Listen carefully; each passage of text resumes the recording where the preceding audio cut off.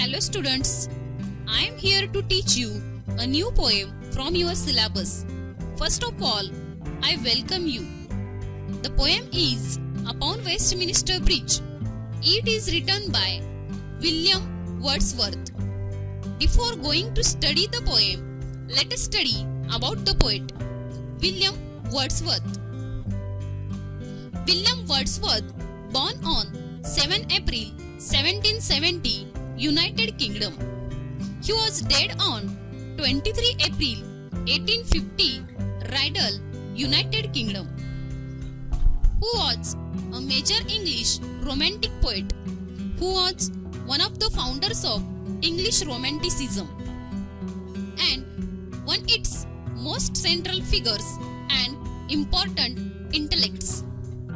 He is remembered as a poet of spiritual and epistemological speculation.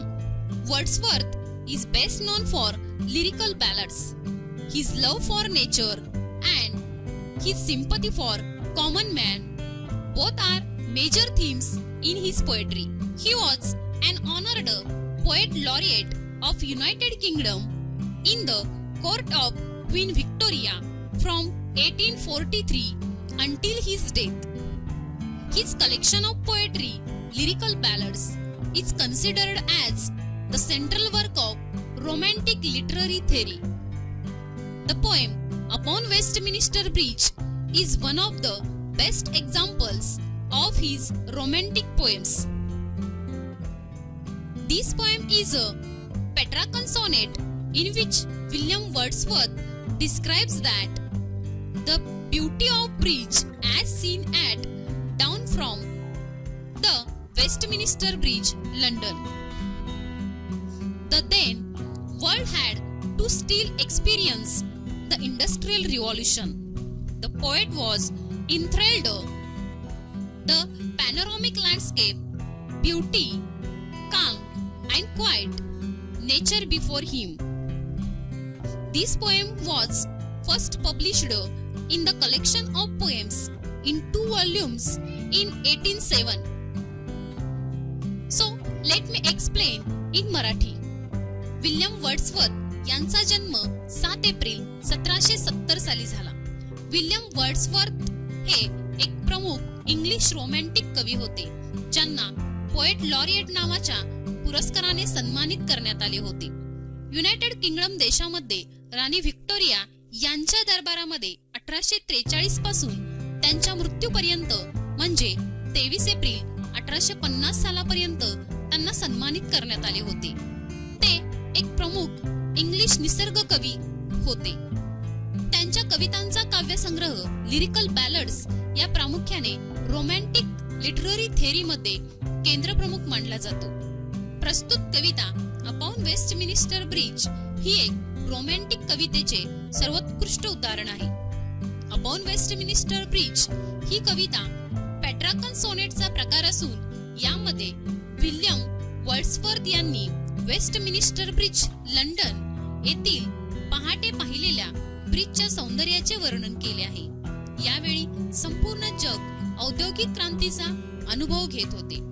ब्रिजवरून दिसणाऱ्या विहंगमय अशा जमिनीचे निसर्ग सौंदर्याचे वर्णन करण्यात आले आहे. या कवितेचे प्रथम प्रकाशन 1807 मध्ये कलेक्शन ऑफ पोएम्स मध्ये 2 खंडात करण्यात आले होते. So students, let us study the poem. I am going to read the first stanza of the poem. Earth has not anything to show more fair. Dull would he be of soul who could pass by. A sight so touching in its majesty. Let me explain these lines. Upon Westminster Bridge is a Petrarchan sonnet of 14 lines. First 8 lines are with a complaint in the octave and last 6 lines are resolution in the sestet. The octave has the rhyme scheme AB, BA, AB, BA, while the sestet has CDC, DCD pattern. As the poet scans the early morning, when the poet was traveling over the Westminster Bridge. Early one morning, when he stopped to admire the view before him, he declares that hasn't seen anything as beautiful on the earth. Wordsworth says there could not be a more beautiful scene on the earth than the one before him. The poet declares that only a stone-hearted person with no artistic sense could ignore the beauty of such an overwhelming and glorious sight. Let me explain these lines in Marathi. कवी William Wordsworth भल्या पहाटे Westminster bridge वरून प्रवास करत असताना समोरचे निसर्गरम्य दृश्य स्तब्ध होऊन पाहत राहतात. त्या पाहिलेल्या देखाव्याने प्रेरित होऊन लिहिलेल्या अपॉन वेस्टमिनिस्टर ब्रिज या त्यांच्या कवितेत त्या पुलाचे वर्णन करताना ते असं म्हणतात की earth has not anything to show more fair, म्हणजेच पृथ्वीवर यापेक्षा सुंदर देखावा कुठेही असू शकत नाही असे ते म्हणतात. पुढे dull would he be of soul who could pass by a sight so touching in its majesty. पुढे ते असं म्हणतात की एखादा मनुष्य जर या पुलावरून जात असेल वर त्याने जर या पुलाचे किंवा या दिसणाऱ्या भव्य नजाराकडे दुर्लक्ष केले अथवा पुलाची स्तुती केली नाही तर तो मनुष्य अरसिक मानावा लागेल असं वर्णन त्यांनी या ठिकाणी केलेलं आहे. So let us see the second stanza of the poem.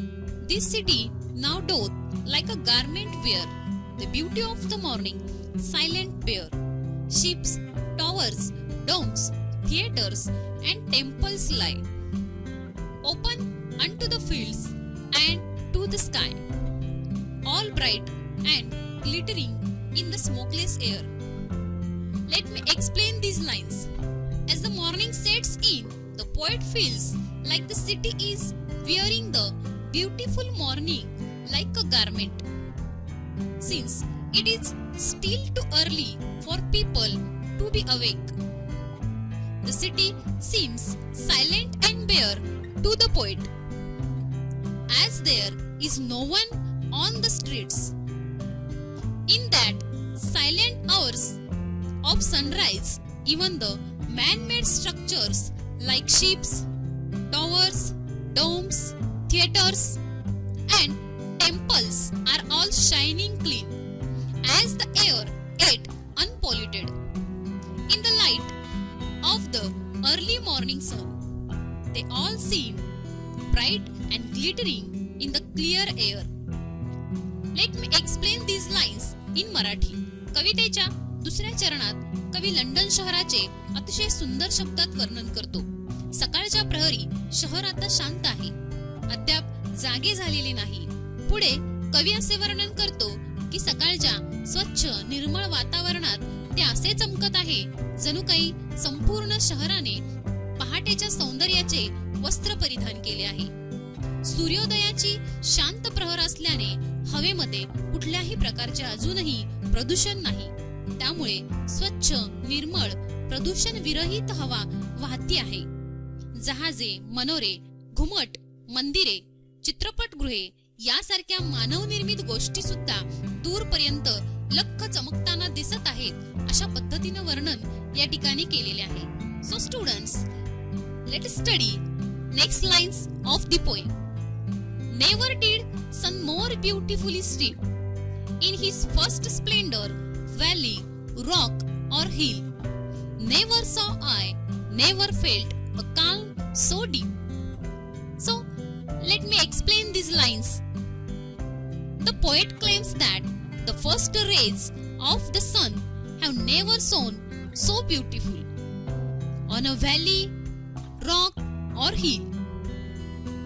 Never had the poet seen such a stunning sight as these or felt such deep peace.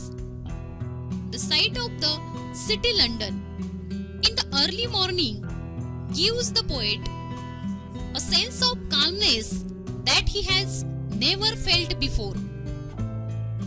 So, let me explain these lines in Marathi. कवितेच्या तिसऱ्या चरणात कवी आसपास असणाऱ्या निसर्गनिर्मित साधनांचे वर्णन करतो. डोंगर दऱ्यातून उगवणाऱ्या सूर्याच्या तेजस्वी रूपाचे वर्णन करताना कवी म्हणतात की इतके सुंदर, इतके विलोभनीय दृश्य त्यांनी यापूर्वी कधीही पाहिलेले नाही, किंवा इतकी सुखावणारी शांतता ही सुद्धा यापूर्वी कधीच अनुभवलेली नाही. Students, let us see the last lines of the poem. The river glid at his own sweet will. Dear God, the very houses seem asleep, and all that mighty herd is lying still. Let me explain. The poet describes the river. Thames glides on slowly under the bridge. The beauty of the city of London amazes the exclaiming in wonder. The poet says that the houses seem asleep, which refers to the people still sleeping in their houses. In the final line, he treats the city like a living being and thus compares the silent city of London to a sleeping person whose heart is lying still. So, let me explain these lines in Marathi. कवितेच्या चौथ्या शेवटच्या चरणात कवीने पुलाखालून वाहणाऱ्या Thames या नदीचे वर्णन केलेले आहे. या ठिकाणी ही जी थेम्स नदी आहे ती अतिशय संतपणे तिच्या नादात, तिच्या लयीत वाहत आहे. यानंतर कवी असे म्हणतो की अजूनही घराघरातील लोक सुखाने, शांत चित्ताने साखर झोप अनुभवत आहे. त्यामुळे कवीने इथल्या घरांना निद्रा दिन असं म्हटलेलं आहे. So students, we have seen a poem upon Westminster Bridge. The poet has written about the city in a way that even the noisy and crowded city is made beautiful to the eye by the early rays of the sun. So thank you for watching my video. I like to request like, share and subscribe my channel.